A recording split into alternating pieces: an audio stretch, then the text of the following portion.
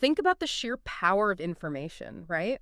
It can unlock understanding, challenge assumptions, but, well, it can also really rattle the cages of those in charge. Sally. And that dance between a government's need for, let's say, control and our fundamental right to know. That's exactly where we're heading today, our focus. A huge Supreme Court case from 1971, New York Times copy, United States. You probably know it as the Pentagon Papers case. That's the one. And, for our listeners, people who want to get the essentials without getting totally bogged down in legalese, think of this as your shortcut, your streamlined journey to understanding a real turning point for the First Amendment. Right. And while the New York Times case is kind of our main focus. It doesn't exist in a vacuum. Exactly. So our goal today, it's basically got three parts. First, we're going to really dig into NY Times v. U.S. What was the conflict? What were the arguments? What did the court actually decide? Second, we'll look for those interesting connections, the similarities, in other Supreme Court cases that also dealt with these boundaries of free speech and press. And how they relate back. Sure. And third, and this is really key, I think we want to show how the specific facts, like the actual circumstances in each case, really shaped why the Supreme Court ruled the way it did. Facts matter, always. Totally. We've got summaries of NY Times v. U.S., of course, but also Greater New Orleans Broadcasting v. United States from '99 and Hazelwood School District v. Kohlmeyer from 1988. So quite a mix. A good set to compare, yeah. Okay, so let's dive right into the heart of it. Yeah. New York Times v. United States. What was the spark? What set this whole thing off? Well, you have to remember the backdrop. It's the Vietnam War. Yeah. A conflict that, as it dragged on, was just deeply dividing the country. A very contentious time. Hugely. And as public support started to drop, the government, understandably, really stressed the need for security, for secrecy around its operations. And this brings a specific law into play, the Espionage Act. Which wasn't new, right? That goes way back. Way back. World War I, actually. And its original purpose was pretty straightforward. Punish actual spying, sabotage, real threats to national defense. But laws can sometimes be used in ways maybe not originally intended. That's exactly it. The Espionage Act, while aimed at spies, had also at times been used against people who were just very vocal critics of wars or government policies. Okay. So even before the Pentagon Papers hit the scene, you had this built-in tension. The government needing to protect what it calls national security info, bumping right up against the First Amendment's promise of a free press. This case just throws that tension into really sharp focus. And then enters Daniel Ellsberg. Tell us about him and, what he did. Right. Daniel Ellsberg, he's a former military analyst, worked at the Rand Corporation, and he'd become just profoundly disillusioned with the Vietnam War. He thought it was wrong. Deeply wrong. So much so that in 1971, he took this huge step. And let's be clear, an illegal one. He copied thousands of pages of classified reports, over 7,000 pages. These became, as you said, the Pentagon Papers. Wow, over 7,000 pages. That's a mountain of documents. What was in them? What made them so explosive? Yeah, but these weren't just like daily briefings. The Pentagon Papers were this incredibly detailed history. They documented the internal decision-making, how the U.S. got deeper and deeper into Vietnam, going back years. Okay. And crucially, they showed some really significant gaps between what President Johnson's administration was telling the public about the war aims in Southeast Asia. And what was actually being said internally. Exactly. Internal assessments, intelligence reports. It suggested, maybe hidden motives, or at the very least, a real lack of transparency about how decisions were being made. So Ellsberg thinks this needs to get out. He starts sharing these documents with newspapers, first the New York Times, then the Washington Post. I mean, imagine being an editor there. You get handed this stuff. What's going through your head? Oh, it's an incredibly tough spot. On one hand, you've got maybe the biggest story of your career, something fundamentally important for the public to know about a war they're involved in. Right, a massive scoop. Huge. Neil Sheehan at the Times, who got the first leak, knew it instantly. But the other hand, the legal danger was immense. Publishing classified national defense information. You could be looking at charges under the Espionage Act we just talked about. So a massive journalistic reward versus a potentially crippling legal risk. Precisely. A classic high-stakes situation. But they felt the First Amendment was on their side. And the Nixon administration, they didn't just let this happen, obviously. How did they react when the Times started publishing? Swiftly. Yeah. And forcefully. After the Times published just a couple of articles based on the papers, President Nixon told his Attorney General, John Mitchell, to demand the Times stop immediately. halt publication. And their argument was? Their argument was stark. Publishing this stuff would cause, and this is the quote, irreparable injury to the defense interests of the United States. Okay, and the Times said? The Times refused. So the government did the next thing. They sued the newspaper, formally alleged a violation of the Espionage Act, seeking an injunction to stop them publishing more. And this wasn't just about the Times, was it? Because while that was going on, the Washington Post also got their hands on the documents. That's right. While the Times was tied up in court, the Post started running its own stories from the Pentagon Papers. So the government went after them too? They did. Same argument. Stop publishing. Violation of the Espionage Act. So now you've got these parallel legal fights happening in different federal courts. What happened in those lower courts? Well, interestingly, at the very first stage, the trial courts, both newspapers actually won. The judges refused to issue the injunctions. Oh. But then the government appealed, and that's where things got complicated. The appeals court split. The D.C. Circuit Court sided with the Washington Post, letting them publish. Yeah. But the Second Circuit Court sided with the government against the New York Times. Ah, a direct conflict between two high-level courts. Exactly. A circuit split. And that's a classic reason for the Supreme Court to step in, which they did incredibly fast. They agreed to hear both cases together and scheduled arguments basically immediately. Wow, that is fast for the Supreme Court. So with these conflicting rulings, what was the absolute core question they had to answer? What was the fundamental legal issue here? It really boiled down to this. Did the government's attempt to stop the Times and the Post from publishing this information before it was published, what's called a prior restraint, violate the First Amendment's guarantee of freedom of the press? So national security claims versus the right to publish? A direct collision, yes, between the government saying we need secrecy and the press saying we need to inform the public without interference beforehand. And the outcome, the big decision. The court ruled 6-3 for the newspapers, a major victory for the press. Okay, 6-3 for the newspapers. How did the court explain its reasoning? Was there one main opinion? Well, the main opinion was actually very brief. It was a per curiam opinion. Per curiam meaning? Meaning by the court. It's unsigned, issued for the court as a whole, often used when there's broad agreement on the result, even if the justices have slightly different reasons for getting there. Got it. And what did this per curiam opinion say? It leaned heavily on an earlier case, Neer v. Minnesota, from 1931. Neer established a really critical principle. There's a heavy presumption against prior restraint. Meaning it's really, really hard for the government to justify stopping publication beforehand. Extremely hard. The burden is squarely on the government. And in NY Times v. U.S., the per curiam opinion basically just said, the government hasn't met that heavy burden. They haven't shown why stopping publication now is absolutely necessary. So essentially, government, you didn't make your case strongly enough to override the First Amendment here. That's the essence of it. But, and this is what makes the case so fascinating, almost everyone wrote separately. All 6 justices in the majority wrote or joined concurring opinions, explaining their specific thinking. And the 3 dissenters wrote too. Ah, so lots of different perspectives even within the majority. Absolutely. It wasn't monolithic. Let's maybe touch on some key points from those concurrences. Yeah, definitely. What were some of the main lines of thought among the 6 justices who sided with the papers? Okay, we had Justice Black, joined by Justice Douglas. They took what's often called an absolutist view. Absolutist. Meaning they believe the First Amendment's command that Congress shall make no law. Abridging freedom of the press means exactly that. No law, period. No exceptions, not even for national security. For them, no. They famously argued the press serves the governed, not the governors. So any censorship, any prior restraint was just flat out unconstitutional, no matter the claimed justification. Wow, that's a very strong position. What about Justice Brennan? Brennan focused on how unprecedented this was.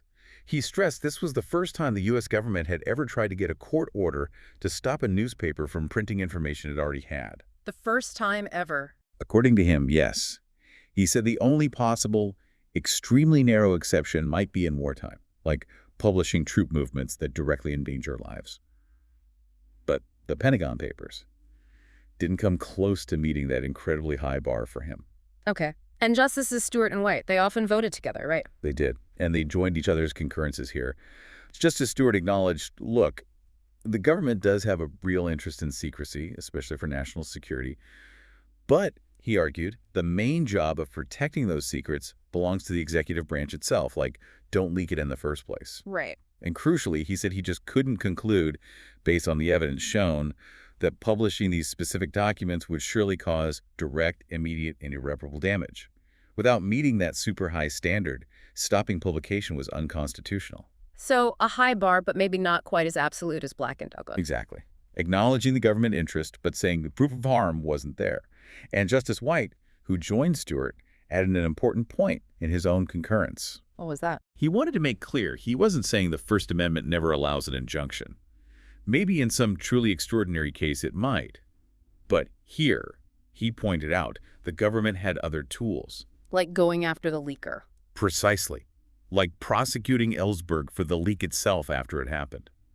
That's different, he argued, from stopping the press from publishing info they already possess. He even hinted the papers might face prosecution after publication, but that possibility didn't justify restraining them beforehand. That's a really interesting distinction, punishing the leak versus silencing the press. What about Justice Marshall? Justice Marshall took a slightly different tack.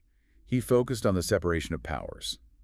He basically said, Congress hasn't passed a law specifically allowing the president or the courts to issue this kind of injunction based only on national security claims. So no explicit authorization from the legislative branch. Right. And he argued neither the president nor the courts have some kind of inherent power under the Constitution to do this without Congress saying so. Just because Congress made leaking a crime doesn't automatically mean the government can prevent publication. So a real variety of reasons for reaching the same conclusion. Let the papers publish. Now, what about the dissent? Chief Justice Burger, Harlan, Blackmun, what were their main objections? Chief Justice Burger was really critical of the speed of the whole process. He felt the court rushed it, deciding in less than 2 weeks from the first publication.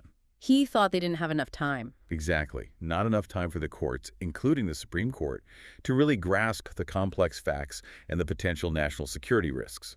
He argued the First Amendment isn't absolute, and they needed a much more careful, deliberate look before ruling against the government. He called the whole rushed process a parody. Strong words. Did Justice Harlan agree about the speed? He did, and he was joined by Burger and Blackmun. Harlan also thought it was way too fast, not enough time for proper consideration. But he also got into the substance more. Okay. His main point was about judicial deference. He argued that courts should generally defer to the executive branch, the president, and his cabinet on sensitive national security matters. He thought the court's role should be limited, basically just checking if the issue was within the president's foreign relations power and if the executive branch genuinely believed disclosure would cause irreparable harm. So let the president decide, mostly. That was his view, yeah. Less judicial second-guessing on national security. And Justice Blackmun, what was his angle? Blackmun emphasized the balance of the Constitution. He said, look, the First Amendment is vital, yes, but it's only one part of the Constitution. Article 2 gives the president significant power over foreign affairs and national safety. Right, the executive powers. Exactly. And he argued you can't have an unlimited absolutism for the First Amendment if it risks undermining those other crucial constitutional functions needed to keep the nation secure. So he would have sent the cases back down for a much more thorough review of the documents and the potential harm. Okay, so clear disagreements there, focusing on speed, judicial role, and balancing constitutional powers. But in the end, the 6-3 ruling stood, the papers published. What happened immediately after? Well, the immediate effect was the court orders blocking publication were lifted. The Times and the Post resumed their series based on the Pentagon Papers. And this led to? A much broader public understanding of the history of U.S. involvement in Vietnam. Information came out that just hadn't been public before. It's interesting, though, even with all that material, the Times only published about 5% of the total documents Ellsberg leaked. Only 5%. Wow. Are they public now? Yep. The full Pentagon Papers were finally declassified and released publicly in 2011. And what about Ellsberg himself, the guy who started it all? He must have faced charges. Oh, absolutely. In 1973, he went on trial for espionage, conspiracy, theft, serious charges. But the whole case against him eventually fell apart. Why? Because it came out that the government itself had engaged in misconduct, illegal activities, while investigating him. Things like breaking into a psychiatrist's office. So the judge dismissed all the charges due to that government misconduct. So NY Times US is seen as this huge win for the First Amendment, for the press checking government power. But you mentioned earlier the fact that there wasn't one single majority opinion. Does that leave some wiggle room? That's a really important nuance, yes. Well, the decision strongly reinforces that heavy presumption against prior restraint. The different paths the majority justices took to get there mean the exact boundaries aren't perfectly sharp. Meaning? Meaning it didn't completely slam the door shut on the government ever being able to impose a prior restraint in some future, perhaps different, national security context. The lack of a unified rationale leaves some questions open for interpretation down the line. Okay, that makes sense. So we've really unpacked NY times v. US. Now let's try to connect it to those other cases we mentioned. Hazelwood v. Kuhlmeyer and Greater New Orleans Broadcasting. How do they fit in? Let's start with Hazelwood. Remind us what that one was about. Sure. Hazelwood School District v. Kuhlmeyer in 1988. This involved a high school principal censoring articles in the student newspaper. Right, at Hazelwood East High School. What were the articles about? They were written by students in a journalism class. One was about teen pregnancy, interviewing students, and the principal worried about anonymity and the topic's appropriateness for younger students. The other was about divorce, and it had a student criticizing her father, raising privacy concerns for the principal. Okay, so the principal pulled those articles. The student journalists sued, claiming their First Amendment rights were violated. Now, obviously, a high school newspaper feels worlds away from top-secret government documents. Where's the connection to the NY Times case? Is there one? Well, you're right. The context is dramatically different. Hazelwood is about a school-sponsored paper in an educational setting, not the independent commercial press like the Times. And the court in Hazelwood explicitly said the school paper was not a public forum in the same way. So the school had more control? Much more. The court gave schools significant leeway to control the content of school-sponsored activities, like the newspaper, as long as the reasons are related to legitimate educational concerns. That's a huge contrast with the NY Times case, where the government was trying to muzzle the established press. Okay, so a very different outcome and standard, but is there any underlying similarity? I think there is, at a basic level. Both cases involve an authority, the federal government in one, the school principal in the other, trying to control the dissemination of information. Trying to stop something from being published or communicated. Exactly. In NY Times, the government wanted to stop info it deemed harmful to national security. In Hazelwood, the school wanted to stop info it deemed inappropriate or harmful within the school environment. The reasons and the legal standards applied were vastly different because of the context. But the act of trying to restrict information flow is kind of a common thread. I think so. It highlights that the power to control information is often contested. But crucially, Hazelwood shows that First Amendment rights aren't the same everywhere. What you can say in a public square isn't necessarily what you can say in a school-sponsored newspaper. The standard applied in Hazelwood was much lower. What was that standard again? The court said school officials could censor school-sponsored speech if their actions are reasonably related to legitimate pedagogical concerns. Basically, if they have a reasonable educational reason. That's way easier to meet than the heavy burden the government faced against the Times. Okay, so Hazelwood is an example where context of the school setting really lowered the bar for restricting speech compared to the established press. Now, let's look at the third case, Greater New Orleans Broadcasting. What was the issue there? Right. This one's from 1999. It challenged a federal law, specifically Section 1304, that banned radio and TV stations from broadcasting advertisements for private casino gambling. Banned casino ads. But wasn't there a catch? There was. The ban had lots of exceptions. You could advertise state-run lotteries. You could advertise gambling at Native American casinos. You could advertise charitable gambling. Just not private commercial casinos like those in Vegas or Atlantic City, at least not on broadcast stations licensed in states without such casinos. So, a bit inconsistent. You can advertise some gambling, but not other gambling. How does this connect back to the Pentagon Papers case? This sounds like commercial speech, advertising, not national security. It is commercial speech, definitely. And commercial speech gets, less protection under the First Amendment than political or journalistic speech. But the similarity to NY Times, I think, lies in how the court analyzed the government's justification for restricting truthful information. Okay, explain that. In both cases, the government was trying to limit what people could hear or read. In NY Times, it was classified info. Here, it's ads for legal casinos. The court, in Greater New Orleans Broadcasting, ultimately struck down the ban. Why did they strike it down? What test did they use? They used the Central Hudson test. That's the standard framework for looking at restrictions on commercial speech. It asks, basically, Is the speech protected? Does the government have a substantial interest? Does the regulation directly advance that interest? And is it narrowly tailored? And the casino ad ban failed that test. It did. The court agreed the government had substantial interests, like reducing gambling social costs or helping states enforce their own anti-gambling policies. But the ban failed the third and fourth parts of the test. How so? Because of all those exceptions we mentioned. Allowing ads for lotteries, tribal casinos, etc. made the ban look incoherent. The court basically said, if you're really serious about reducing gambling social costs through an advertising ban, why allow all these other gambling ads? The exceptions just completely undermined the government's claim that the ban directly and materially advanced its interests. It wasn't consistent. So the inconsistency was the fatal flaw. Yeah. That sounds kind of familiar. Like the government in NY Times not having a strong enough, consistent reason for prior restraint. That's the parallel I see. Just as the government didn't meet the heavy burden in NY Times here, the government's patchwork regulation didn't logically advance its stated goals under the central Hudson test scrutiny. In both situations, the court looked closely at the government's reason for restricting information and found it lacking, either because the harm wasn't proven, NY Times, or because the regulation itself was inconsistent and thus not effectively advancing the government's goal. Greater New Orleans.